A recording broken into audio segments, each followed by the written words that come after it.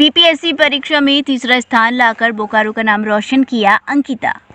बिहार प्रशासनिक सेवा की 67वीं आयोजित परीक्षा में तीसरा स्थान पाकर अंकिता ने बोकारो जिले के बेरमो कोयलांचल का नाम रोशन किया है। बेरमो प्रखंड अंतर्गत चलकरी कॉलोनी निवासी विनोद चौधरी की पुत्री अंकिता चौधरी बीपीएससी की परीक्षा में चयनित हुई है। अंकिता के पिता विनोद चौधरी वर्तमान में धनबाद में सरकारी स्कूल में शिक्षक के पद पर कार्यरत हैं, जबकि अंकिता की मां सुचिता चौधरी गृहिणी हैं। अंकिता की प्रारंभिक पढ़ाई बेरमो के बोकारो थर्मल स्थित कार्मल स्कूल से हुई है।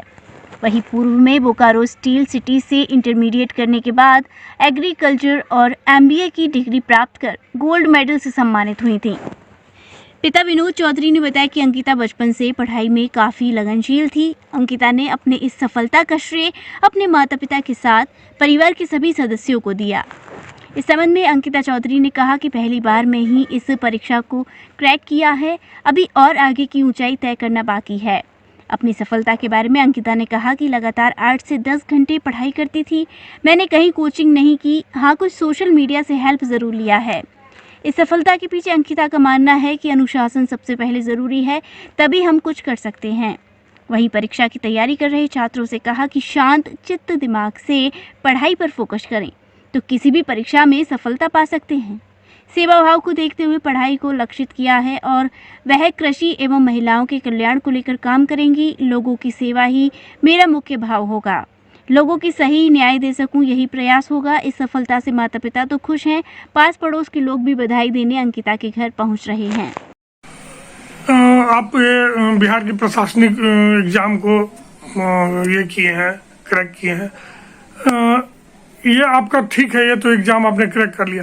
क्या ये आपको लग रहा है कि अब आप यहीं हैं, रुकेंगे, या इससे और आगे जाने का भी कभी इच्छा है या मन में? मैं मानती हूँ कि लाइफ में ग्रोथ जरूरी है, तो मैं चाहूंगी कि मैं यूपीएससी का भी एग्जाम दूं और फिर उसको भी निकालूं इसी रैंक के साथ, और फिर आगे भी ग्रो करते जाऊंगा। मतलब अभी रुकना नहीं है? नहीं, रुकना तो कभी नहीं चाहिए। लाइफ में हमेशा ग्रो करने के बारे में सोचना चाहिए। तो अगला कौन सा एग्जाम की तैयारी के लिए जाना अगला तो मैं सोची हूँ यूपीएससी का तैयारी करूंगी, क्योंकि मेरा तो अभी पहला ही अटेम्प्ट था बीपीएससी, तो अभी मैंने यूपीएससी का तैयारी किया नहीं है, मगर मैं अब उसी में लगना चाहूंगी। अभी संतुष्टि नहीं है, लग रहा है कि आगे जाना चाहिए?